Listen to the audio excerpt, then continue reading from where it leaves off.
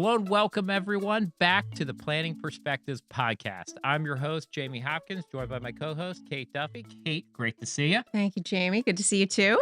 Well, today we have a great guest on the show. We're going to talk a little bit about leadership and the millions of people that you get to impact. And every single day, right? Whether they're grabbing a morning coffee, fueling up for a road trip, or getting pizza sometimes in the past, right? Uh, but we're joined by Chris Gheysens, the CEO and chairman of Wawa, a company known for strategic growth, exceptional customer loyalty, and operational excellence, and the Wawa hoagie. I shouldn't miss that on the back of it, right? That's important. But Chris, welcome to the show. Excited to have you. Thank you. I'm excited to be here. Yeah. Well, help us off just to kick off here. I think a lot of people that are going to be listening know some about Wawa, but I'd love to hear a little bit about your journey into the CEO seat. Just a little bit of that background and how you got here over the last, basically 30 years. Yeah, I've thinking about this. I've actually been around the halls of Wawa for about 33 years. Wow. So it started, graduated from Villanova University undergrad with an accounting degree. And I started at a big six firm that dates me already because now they're the big four, Deloitte, and Wawa became a client. And it was a funny story. There was someone, a mentor at Deloitte, and as a first year, you're there with 35 individuals. And I said, how do I stand out? What do I do to get noticed? He said, look, just go make friends with the individual who schedules you on a client because first years are first years. And so I did, and became friends with her. And she said, look, everyone loves going to this place, Wawa. It's, back then it was known, not quite like it is today. And so that was 93. I got on the account and audited and did accounting for Wawa for 5 years. And something happened right for me, and they offered me a role, and I was there in 97. And it's been a fantastic ride. So from accounting and accounts payable, I implemented the first fuel accounting system at Wawa to, even this will really date me, the first scanning where you scan a product at the register, helped implement that system. So a lot of accounting and tech type stuff. And then an opportunity in Wawa's good old fashioned moving around in the company. It's something we've got to get back to. I think we do less of these days if we got in a bigger company, but was in a role in operations, was in a role in IT for a bit, was in a role in HR, and then became CFO in 2007. And really just had a wonderful ride, wonderful set of mentors. And I've been in the CEO seat now. This is year 14. It's hard to imagine. So it's been a great ride. Wow, that is quite the journey. And actually, one thing that you mentioned when we talked previously was the exposure to family business that you had in your own family. That's right. So it's interesting. You've been on both sides of the family business. In it, I think your family had a car wash business. Yep. And now you've actually stepped into the leadership role of another family-run business, which is interesting because we know the family dynamics within family businesses can actually blur the lines between money, identity, and leadership and loyalty. So looking back at your journey that you just talked about, what were the pivotal moments that helped shape the leadership style that you have today and your decision making? Yeah. So growing up in a small family business, not like Wawa's for sure, I was able to really witness my father and how he ran things. He was a great leader, a great person, always did the right thing for customers, always did the right thing for his workers, his employees. And I think there's a lot of similarities of that at Wawa as well. Let's face it, family business, big or small, I think makes up the U.S. economy, and it really is the backbone of it. So for me, there was this natural connection, I think, there. And it's grounded in a whole bunch of values that make up typically what that family DNA is. It runs through the business. And so for at Wawa, Quaker family by heritage, I'm not family, but, I just found really a deep connection with a lot of similarities, really down to earth and authentic, good people who value people and put the people that work with them first and their customers first. So for me, the decisions that I make as a leader and how it shaped me, it was my father early on. It was Dick Wood, who was our iconic chairman and CEO, my predecessor, Howard Stokel. These are people that, really I emulated my leadership style around and about. We call it at Wawa servant leadership. And that's a model beyond Wawa, but we actually train leaders in the Servant Leadership Center at Wawa across their journey of leadership to really become great servant leaders. And it's about simple things, putting people first. It's about always doing right for your customer and for your associate. It's really about the desire to serve people first before leading. And so a lot of that is what makes up me as a leader. It's what I've been really taught when I was young.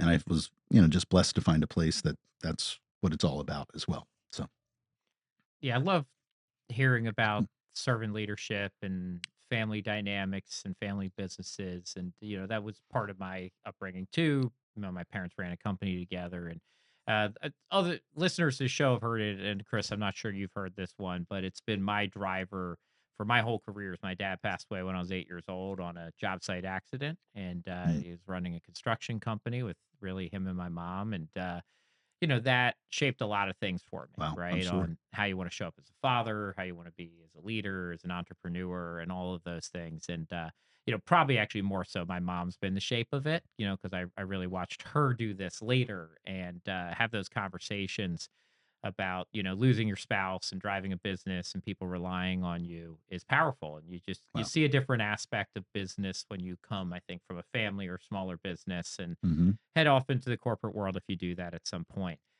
I do think we wanted to ask you a little bit about this too, because Wawa does have unique ownership structure, really, in compared Mm-hmm. to most businesses, especially that size that have this big of an impact that are, in the Philadelphia and regional area, like a staple of our area. Yeah.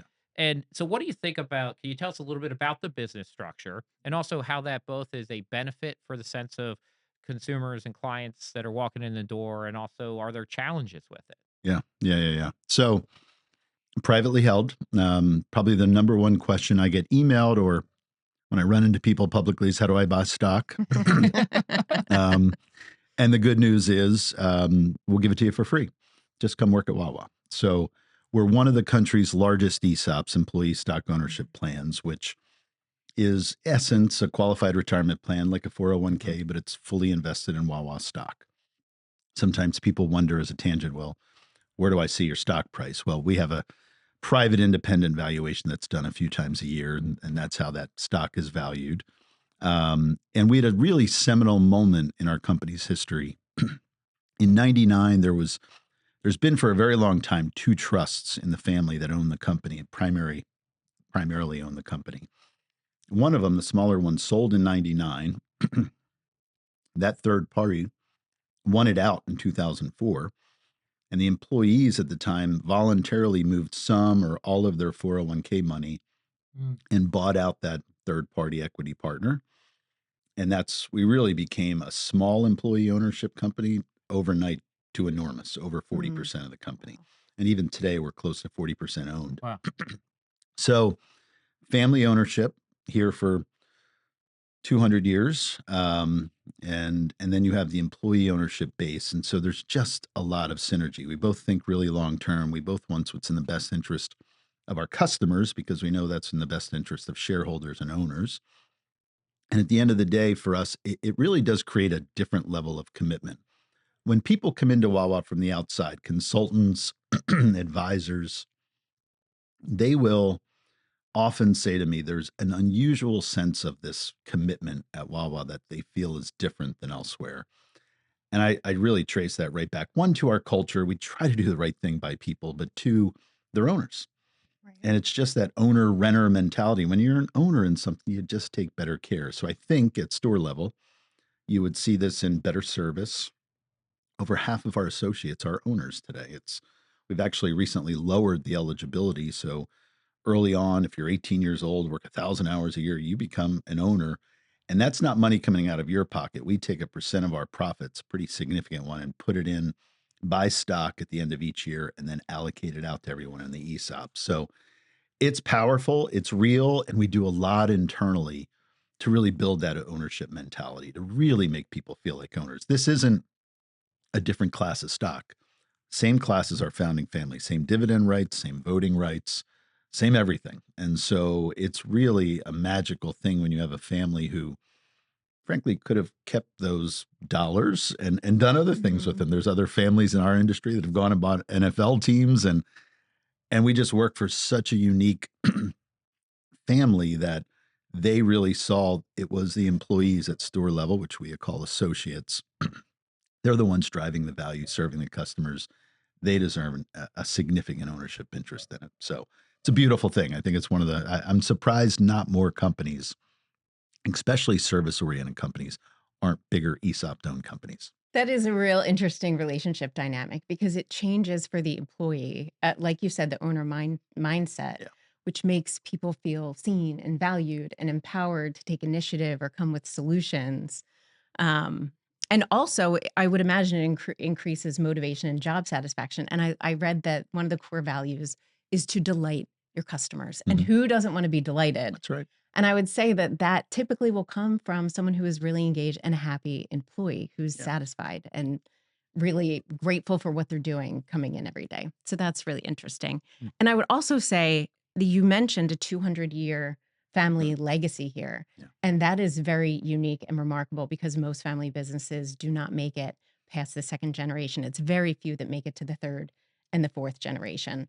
And so, for our listeners who are business owners and sort of grappling with succession planning and family dynamics, can you talk a little bit about what the family's philosophy is on family ownership Mhm. and how do you keep, from your perspective, how is the alignment maintained between the family ownership and the other stakeholders? Mhm. Yeah. Yeah. It's really important. And so for us, we measure back to when our trust was founded. Our company was founded in 1803. We're still operating under the same articles of incorporation in 1865, even though this modern day version of Wawa as a convenience store is only about 62 years old. The family is really for us a network of families. We're into Gen 7 at this point. And there are over 250 family members that are beneficiaries. If I could pull out the family Wow. tree and show you today. And the reality is, while we meet and have a lot of communication with them, which I think is critical to any family business and keeping alignment between ownership, leadership, and all stakeholders, it's really a network of families. So it's hard for us at this point to have one construct for the entire family because you have such a large family and while many of them know each other, they have very different interests, very different needs, very different financial needs.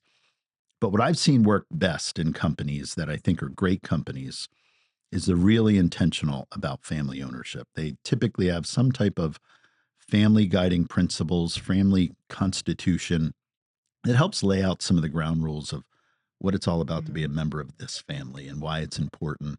And typically then how they engage in the company. You know, the one that I'd say is the easy one that most good family run companies have is if you want to work in the business, you can come after college, but you got to go somewhere else for the first 3 to 5 years. Don't come directly into the business. Go on your own, learn some skills, gain credibility, and then find an entryway point back into the business. That's one of what I would call many ideas that are really smart around being intentional, Mhm. but then communication. I think communication is critical. So we just this week had another call, almost a family ownership call with management. Here's how the business is going. What questions do you have? We meet with them in our owners meeting. We meet with them in the fall at a beneficiaries meeting. We share and are very transparent with the business, both from a what's going on in the press about Wawa, because some of them live around the world and don't have that access, and then also what's going on financially. So communication, connecting the family, and then making sure management and leadership stay connected in the family is for us critical. Well, you talked about leadership, and I think one of the things that Wawa customers lead with is right their love of the brand, very loyal, talk about it all the time. If you ever run into somebody from Philly who's living in Florida, they're talking about Wawa down there now Yeah. too. Yeah. And but that doesn't happen by accident, right? Yes, I love Philly. We're here shooting in Philly today, but Wawa is obviously purposeful about creating trust with your customers and creating loyalty. So, what are those things or tactics that you have done or have to continuously redo or reinvest back in to keep this loyalty going of the Wawa fan base out there? Yeah. We are blessed. Somehow it feels like there's a love affair with our customers in Wawa, and we do not take that for granted one bit, and we nurture it all the time. You know, Jamie, I think it starts easily with you put the customer first in everything you do. Literally from strategic planning, when we think about the long-term nature of the company and where we want to go and what we want to do, it's never what Chris wants to do or the board wants to do. It's what do our customers want us to do. Having a really deep understanding of who your customers are, what they need, what they want. That happens at the research level. It happens at the behavioral level. If you're in our loyalty program, we understand what your behaviors, how you shop, what you need, and we really try to use that data to our advantage. But then it comes back to sort of concepts and principles.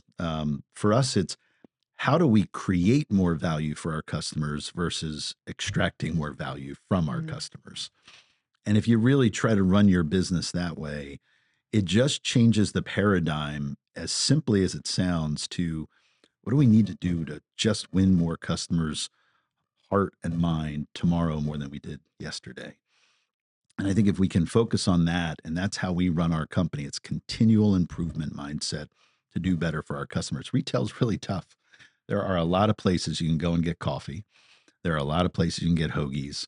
And so it's trying to make sure that difference of the experience overall, the quality, the value, the experience in the store comes together in a way where people feel like it's their best 5 minutes of their day, that their time was tremendously well respected.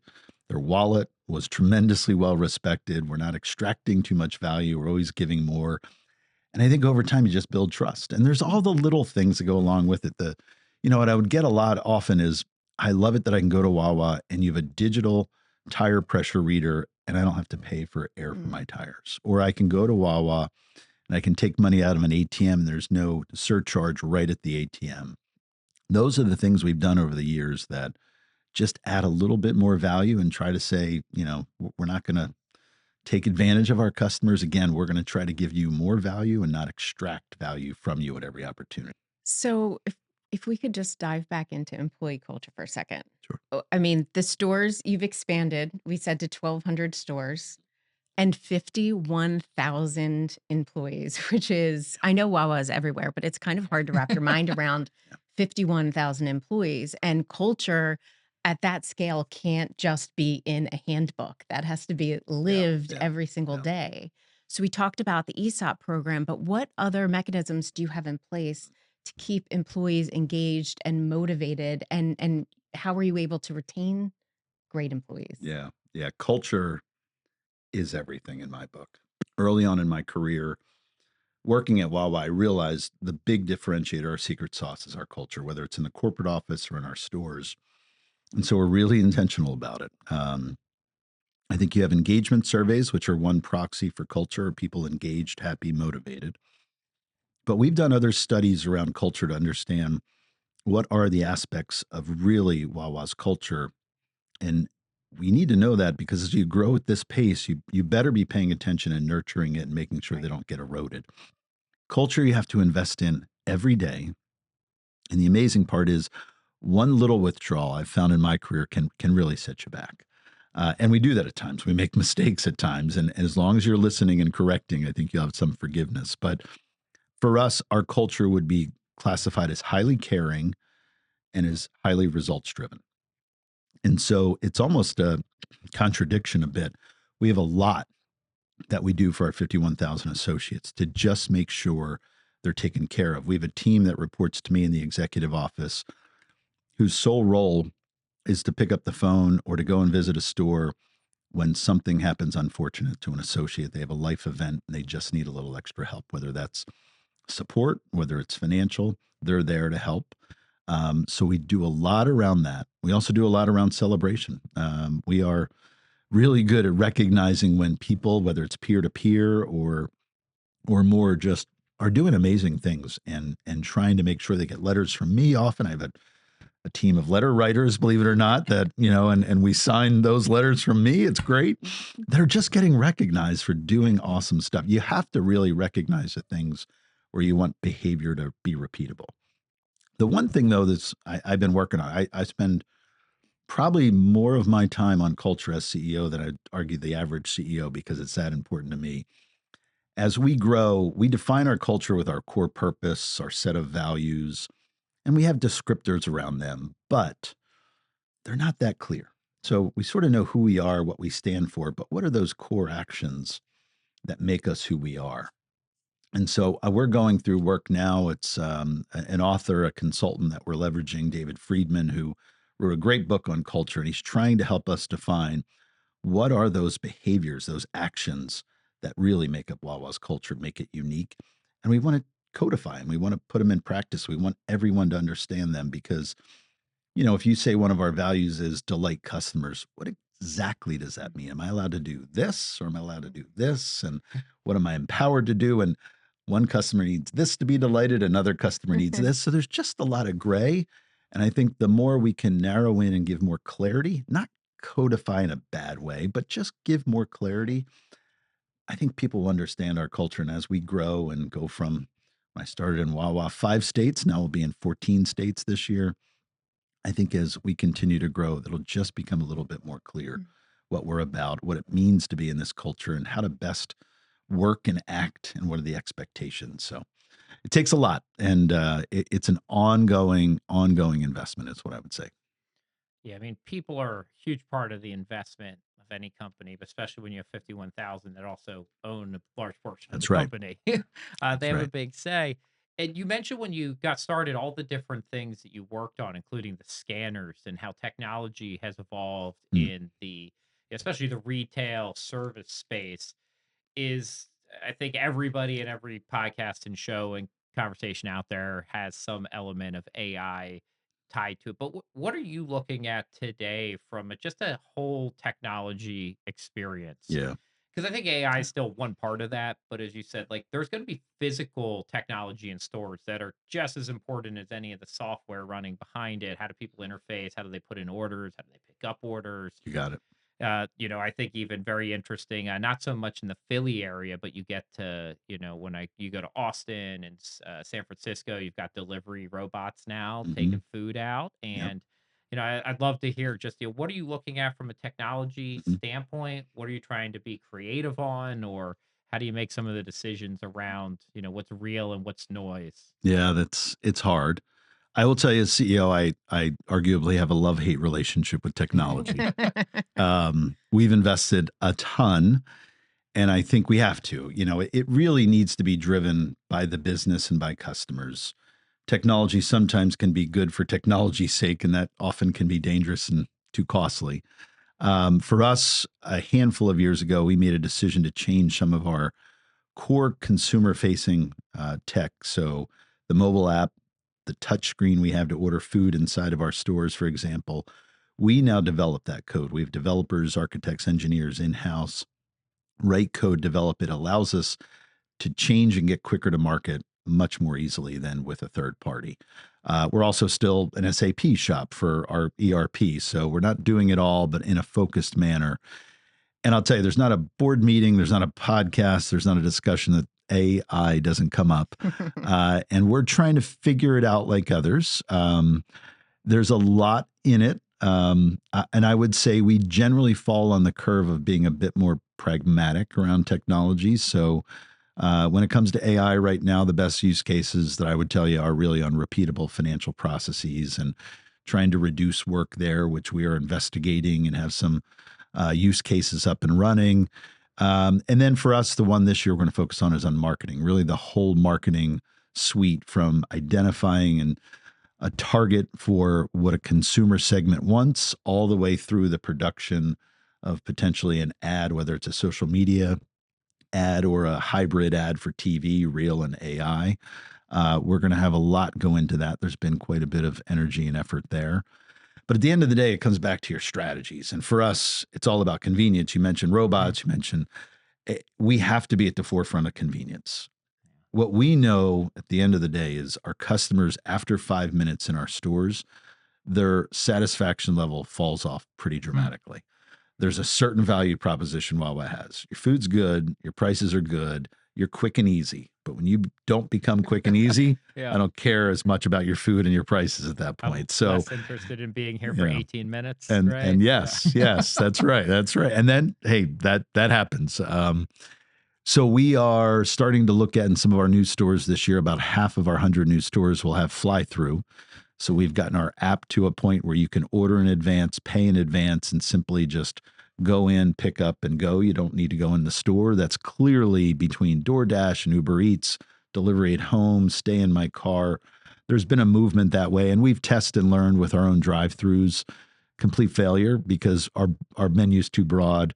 Customers want everything. They want to customize it the way they want. So tech will help us do that. Just order in advance. You'll have the full suite of the menu open to you, and you can make it quick and easy on your time, your way. So tech's important. It is just, you have to be careful because the costs can mount up dramatically and quickly if you're not paying attention. Have you looked at like, I guess the fly-through drive-through?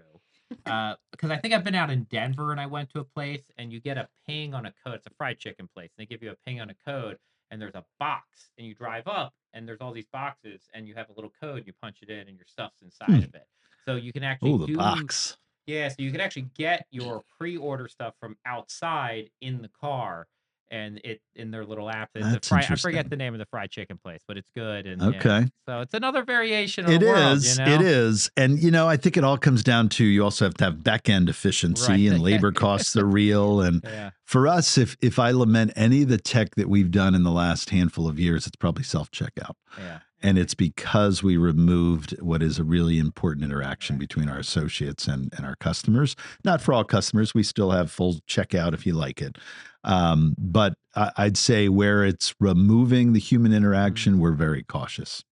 Yeah, that makes a lot of sense. I mean, if you're in a service world and the service starts to become self-service, are you still in the service Exactly. business? And we think that's a big differentiator for us. We have great people that love serving customers every day. And when you have less opportunity to do that, it becomes a root job. And really, what we profess is, one, service is noble. This is a noble calling. Two, you're not just making hoagies or pumping gas in New Jersey. They're fine jobs, but it's much more than that. It's about, you have a chance to make someone's day better.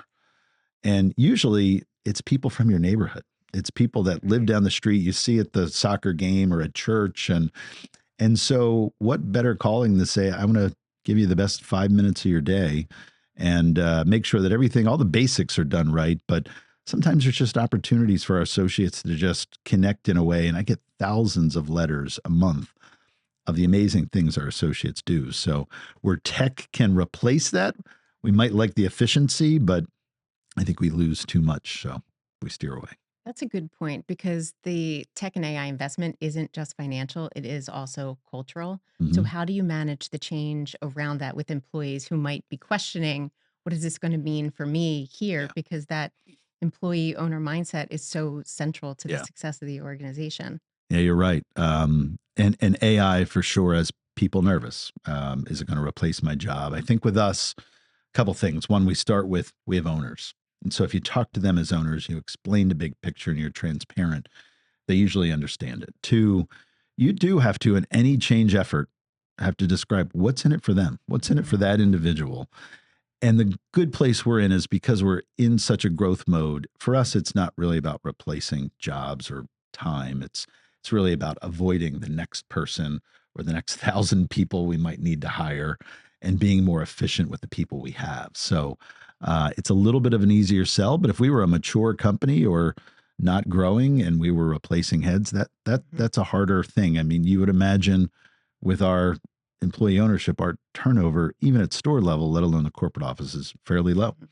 And so there's not as many opportunities just through attrition. So, but it comes back to the old adage, which is a Wawa one that, in those early technology projects, because you needed to have process change and people change. It's really what's in it for them. And if you can describe that clearly, there usually is value add for that individual. Most of the time, you're taking away tasks that they don't like. They don't want to do. They want to serve customers. They got to go do something administratively or fill out a form or count some inventory.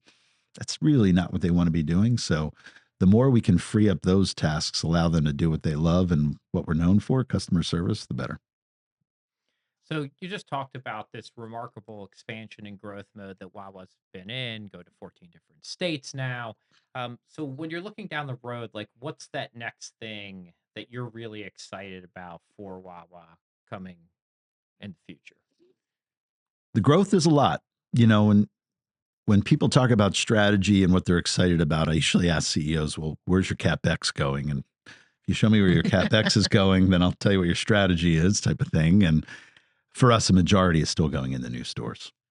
You know, if you think about Wawa, not long ago, it was a Philadelphia brand.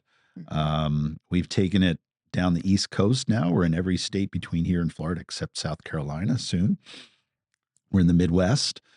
And, you know, we'll go from 1,200 stores now to close to 1,700 by the end of this decade. And so we will become an emerging national brand. But for us, that's exciting and it drives growth and gives opportunity. But it does come down to just, is my coffee hot at the store at 22nd and South today in Philly when I got there as customer number 4 or whatever? Yeah. Because that's what retail is all about. No one cares that we have 1,200 stores. If their hoagie wasn't made right, no one cares that we have 1,200 stores or we're in Tennessee and Ohio if their coffee's not ready. So that's the best thing about retail. But look, I'd say there's some tremendously exciting things. You're going to continue to see us evolve from a food perspective. You'll see probably a balance of new offers because our customers continue to want variety because they shop at Wawa so frequently. But I think we have to get back to some blocking and tackling and just look at and revisit quality in some of our core products. It's something we do often, but we have a renewed and heightened focus on that as well. It's one of the challenges when you want to get people in and out that quickly. It's really hard to do that when you have that volume and you still want to do a certain level of things around quality. So it's this fight of what could be efficiency and speed with quality. And I'd say we've done that really well, but you always have to take a step back and measure that. And that's where we are right now. And I'd say you'll probably see some things on the quality side from food and drinks that will be reinvestment and double down. Can I ask you 3 quick hit questions Please. for you? Okay. So you mentioned expanding out to other places. We also have our friendly, competitor here in Pennsylvania, Sheets, right? I told you I was driving down 76. I saw the 2 signs almost back to back. So I have to ask you, Kills me. you got to give a position here, right? How do you compete when we have more competitors that will come in? And this probably isn't the only one, but it's the one that people want to ask you about. Sheets is really good at what they do. Yeah. I have a tremendous amount of respect. I'm not saying that as trying to be the nice competitor. They are really good at what they do. As a matter of fact, when a Sheets opens next to a Wawa, they take more of our business than any other competitor because they're very much like us. So coming into the Montgomery County and surely closer to Philadelphia and putting a sign on by the stadiums in Philly, that hurts. Let's put it that way. It gets what I think Philly would want. It gets that competitive, this is our town. These are our people. We grew up here type of approach. And what's good in that and good in business is it's going to make us better. Yeah. We knew they were coming for some time. We've had to double down on some of the stores we're going to open up to make sure they look their best, have their best. Even the local folks are totally jazzed up. So it's not a quick answer, but we're going to embrace Sheets in our core markets. But by the way, we've been competing against Sheets in parts of Maryland, Virginia for decades. So we know competing with Sheets quite well. Yeah, you missed the part about the short answer, but I loved it anyway. No, sorry. This one will be better, Chris. All right? All right. I'll try. Wawa, I'll try. What's your favorite food item at Wawa? What's your order? It is a chicken and cheese quesadilla with salsa and honey mustard. Okay. It's a sleeper. Honey mustard isn't always on the menu. You gotta sometimes wink and yell to the back. Yeah. And the last one, because I talk every time I see you, I bring it up. But Wawa Pizza, has it done better in different markets? What's the answer? You got it. So yes, this is our 4th Tribe pizza. Yeah. It's done really well in what I would call, I won't say it that way. It's done well in non-Philadelphia and Jersey markets. So Florida, the Midwest. Yeah. I think you'll see it evolve here over time. I think you'll stay there. Yeah. Well, you don't have to come in. I worked at Omaha, Nebraska for a while. I think it would do great in Omaha.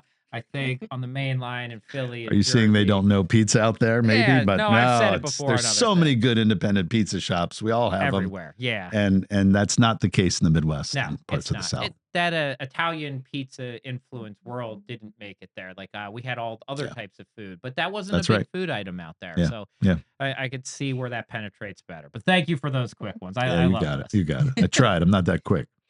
Well, as we wrap up here, Chris, this has been fantastic. Thank you so much for taking the time to be with us today. So this is a question that we always ask our guest. What is the best piece of advice that you've ever gotten, or one that you always share? Oh boy. The one that I go to for sharing advice is it's about really, as an individual, finding what your core purpose in life is, what your reason for existing is. I was lucky enough to do that a number of years ago and really hone in on why I exist on earth and what my mission in life is. And, that takes time. It takes refinement. And then when you figure that out, it's somewhat empowering. And I would say work like heck to focus your life to make sure you're always on mission and on point. And I think we've done that at Wawa with our core purpose. And I think individuals get a lot of benefit from that too. Yeah, it's a great answer. Thank you for being part of this leadership story of Wawa and joining us here. I mean, it's, you every little mention we talk about something here, there's some story that pops in my head. You mentioned the pumping gas in New Jersey, and my wife's from Jersey. She didn't know how to pump gas, and Oh yeah, we it's real. moved to Pennsylvania. She had to pump gas for the first time. She was going to, I think, a job interview, and she poured gas all over herself. Oh, And so not she a good came right start. back in like 15 minutes later, and I was like, "Aren't you gonna be late?" And she's like covered in gasoline, and like, that was the whole Jersey thing. But you think about all these little things, and it's such an important part of where we live and our culture, and great customers and great service from Wawa. So thanks for coming on the show with me. Thank you. Thanks. It's been a blast. Yeah. And thank you, everyone else listening or watching this episode of the Planning Perspectives podcast. Make sure you subscribe on your favorite podcast listening channel or app or platform so you never miss an episode. Until then, we'll see you next time. Thank you for listening to the Planning Perspectives podcast. Don't forget to click the follow button to be notified when new episodes are available. Visit our website at www.bmt.com or call us at 833-973-7633. The opinions voiced in this podcast are for general information only and are not intended to provide specific advice or recommendations for any individual.